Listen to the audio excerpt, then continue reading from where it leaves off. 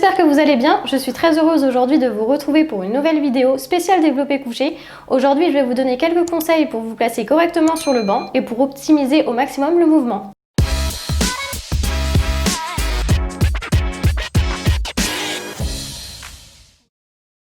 Le conseil numéro 1 est de régler correctement la hauteur de votre rack et de régler la hauteur de vos sécurités. Donc dans un premier temps, vous devez régler la hauteur de votre rack. Vous ne devez pas avoir trop les bras tendus au moment de sortir la barre, ni les bras trop fléchis au moment de sortir la barre. Si vous avez les bras trop tendus, vous risquez de défixer au niveau de vos omoplates. Et si vous avez les bras trop fléchis, vous allez vous fatiguer au moment de sortir la barre pour effectuer le mouvement après. Du coup, tu peux nous montrer un peu ta position? Donc tu as les bras semi-fléchis. Semi-fléchis, donc pas les bras tendus, c'est l'erreur que je faisais au début, ni les bras trop fléchis parce que sinon en fait vous allez avoir une trop grande course à réaliser au moment de sortir la barre et vous allez vous faire mal à l'épaule simplement. Donc ensuite, vous allez régler les sécurités. Donc vous positionnez sur le banc, vous prenez la barre, donc vous sortez la barre, vous positionnez la barre sur la poitrine. Donc faut pas que la barre touche la sécurité. Par contre, au moment où vous allez faire rouler la barre sur votre gorge, il ne faut pas que ça touche votre gorge, il ne faut pas que ça vous fasse une guillotine. Donc là, les sécurités sont bien réglées. Conseil numéro 2, allongez-vous suffisamment en arrière sur le banc. Ensuite, au niveau du positionnement sur le banc, l'erreur qu'on voit le plus souvent, c'est qu'on se place trop en avant sur le banc. Donc au moment du dérac, du coup, on a trop de trajectoire à faire, ce qui est dangereux pour les épaules et ce qui est plus fatigant. Tu peux remontrer s'il te plaît? Ouais. Le mieux, lorsque vous vous positionnez sur le banc, c'est de reculer. Alors moi, je peux vous conseiller de vous mettre, par exemple, la barre sous le nez. Donc pas trop non plus en arrière, mais au niveau du nez, c'est pas mal. Le nez sous la barre, parce que la barre voilà. Sous le nez... Le nez sous la barre, pardon. Et comme ça, quand vous allez déraquer, en fait, vous avez vraiment très peu de trajectoire à faire, ce qui va optimiser au maximum votre force et ce qui va vous éviter aussi trop de blessures au niveau des épaules et de vous fatiguer tout simplement. Conseil numéro 3, la position de vos mains et de vos doigts sur la barre. Ensuite, une fois que vous vous êtes positionné sous le banc, vous devez placer vos doigts. Donc pour les doigts, le maximum autorisé en compétition au niveau de l'écartement, c'est l'index sur l'anneau. Vous n'avez pas le droit de mettre en fait vos mains à l'extérieur de cet anneau, mais rien ne vous empêche, si vous le souhaitez, de resserrer et d'être à l'intérieur de l'anneau. Essayez également à chaque série de positionner la main gauche et la main droite, toujours de la même façon et au même endroit. Conseil numéro 4, le placement de vos pieds.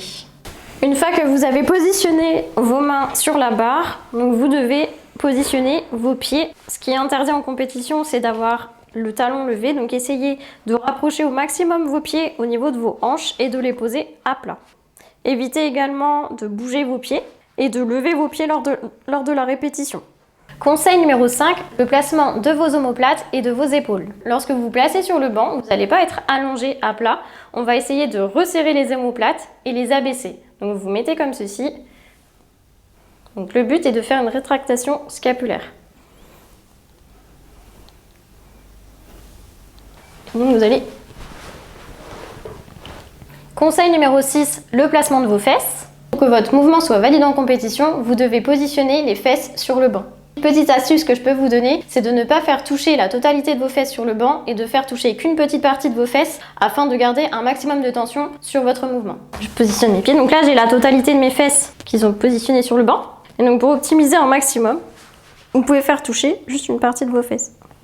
Conseil numéro 7, le dérac. On a vu tout le positionnement au niveau du développé couché. Maintenant, ce que vous allez devoir faire, c'est sortir la barre pour exécuter le mouvement. Donc, chose très importante, vous devez déraquer la barre, donc de sortir la barre sans vous décoller les épaules qu'on vient de positionner. Donc, soit vous arrivez à le faire tout seul, soit vous essayez de vous faire aider par un spotter, mais en lui disant d'y aller doucement sans vous décoller les épaules.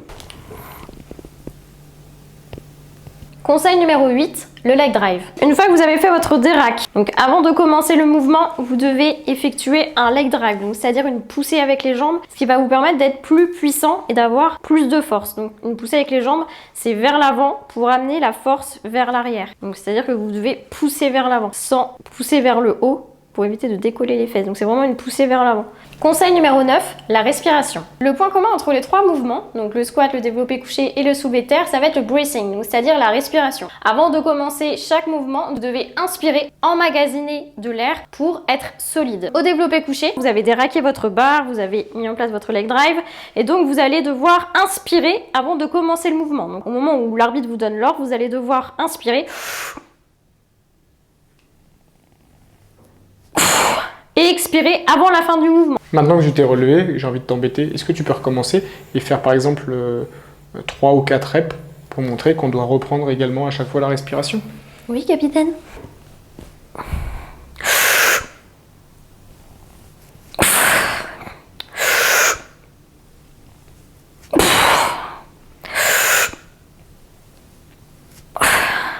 Et enfin, dernier conseil, le placement de la barre sur votre poitrine et la trajectoire.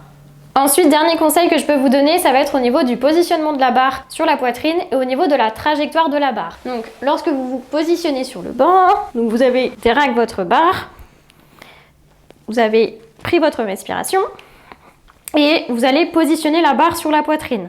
Alors, essayez de positionner la barre en dessous de la poitrine. L'erreur que je vois souvent, c'est de positionner la barre trop proche de la gorge, ce qui est dangereux et ce qui n'est pas optimal pour gagner en force. Donc essayez de placer la barre pas au niveau des tétons, en dessous de la poitrine, et au niveau de la trajectoire, l'erreur la plus courante, c'est soit une trajectoire droite, ou soit une trajectoire trop vers l'avant. Et essayez vraiment de faire une trajectoire droite, mais ensuite vers l'arrière, vraiment comme si vous souhaitiez toucher le rack. Cette vidéo est presque terminée, je vais vous montrer quelques exemples de setup.